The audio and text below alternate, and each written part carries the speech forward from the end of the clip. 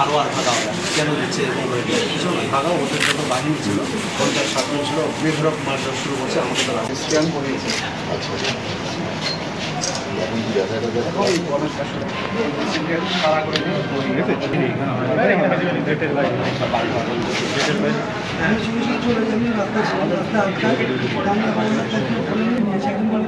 Doctor দেখে বলে রাখি মহিলাকে ওনাকে নিয়ে আসি ওনাকে আমি বাড়িতে গিয়ে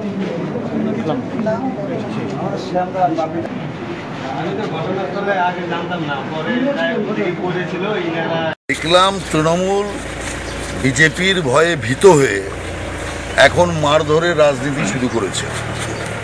এটাই তৃণমূলের বিসর্জনের শেষ যাত্রা, এটাই তার প্রমাণ। কারণ সিপিএমও যখন বিদায় লগ্নে তৃণমূল কংগ্রেসের ওপর বা আমাদের ওপর এইরকমই হামলা করত, কেন্দ্রীয় সরকারের সুবিধা তাতেও তৃণমূলের রাগ। আসল কথা হচ্ছে 100 দিন থেকে শুরু করে আবাস যোজনা থেকে শুরু করে সব জায়গাতেই তো তৃণমূল কমিশন খায়। তো এই গ্যাসের ক্ষেত্রে কমিশন খেতে পারছে না, বিনামূল্যে মানুষের কাছে গ্যাস পৌঁছাচ্ছে, সেই কারণে তৃণমূলের ফ্রাস্ট্রেশন। আর এখানকার যে এমএলএ তার নেতৃত্বে তার বাহিনী বিজেপি কার্যকর্তাদের উপর হামলা করেছে, নিরস্ত্র কার্যকর্তাদের উপর অস্ত্রসহ হামলা করেছে। আমরা এর তীব্র নিন্দা করছি। আমরা জনগণের কাছে এই বিষয় নিয়ে যাব এবং একটা কথা পরিষ্কার যে তৃণমূলের বিদায়ের বাজনা বেজে গেছে।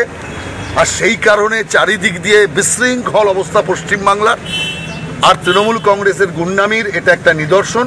তাই আমি মনে করি তৃণমূল যাচ্ছে, আগামী দিন বিজেপি আসছে, এটাই তার একটা পদধ্বনি বলে আমার মনে হচ্ছে। পুলিশ কোনো ব্যবস্থা নিচ্ছে না? পুলিশ তো এখন গুন্ডা মস্তানকে ভয় পায়। পুলিশ তো গুন্ডা মস্তানকে ভয় পায়, পুলিশকে পেটাচ্ছে অহরহ, আপনি দেখতে পাচ্ছেন। আইন আছে রাজ্যে কোনো?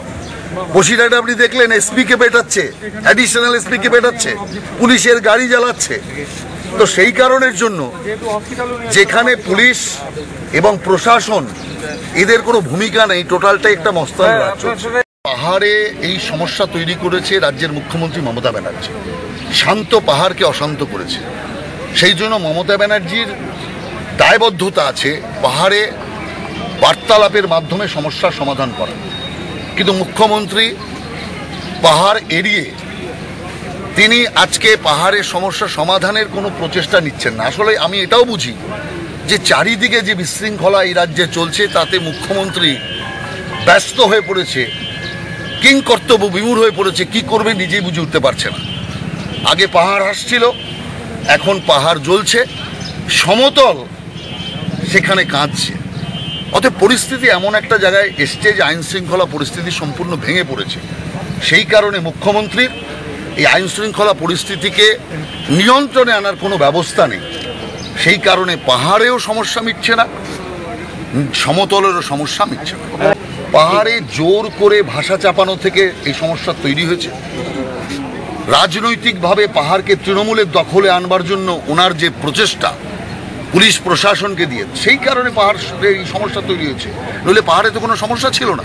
আমরা তো একটা প্রস্তাবও দিয়েছিলাম, যদি রাজ্য সরকার কথাবার্তা শুরু করাতে প্রথম ইতস্তত বোধ করে তো আমরা কথাবার্তা শুরু করার জন্য দুপক্ষের মধ্যে মিডিয়েটারের কাজ করতে রাজি ছিলাম। কিন্তু রাজ্য সরকার তাতেও আগ্রহ নেই, নিজেরাও বার্তালাপ শুরু করাবে না, আমাদেরও মিডিয়েটারের ভূমিকায় তাদের পছন্দ নয়। তাহলে কি চাইছে? যে পাহাড় আগুন জ্বলুক, পাহাড় যন্ত্রণায় ভুগুক, পাহাড়ের মানুষ কষ্টে থাকুক? সারা রাজ্যে কোথাও শান্তির বাতাবরণ নেই, সর্বত্রই একটা হিংসাত্মক বাতাবরণ চলছে।